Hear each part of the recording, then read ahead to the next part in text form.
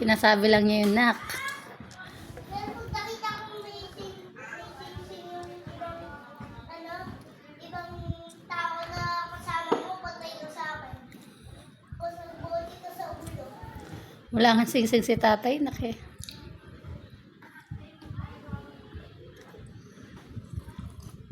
Kaya na ito.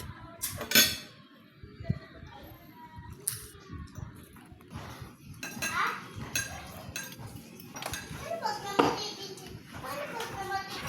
ikaw ay si tatay? Ano gagawin mo? Tanong mo. Anong gagawin mo, Nay? Anong gagawin ko? Ada iiyak ako. Re-remarriage ka hindi. Paano pag oo? Pag sagutin ko sa ulo, 10 beses. Maghahanap ako ng AFAM. Ano Dadalhin ko kayo sa Amerika. Wow! Ha?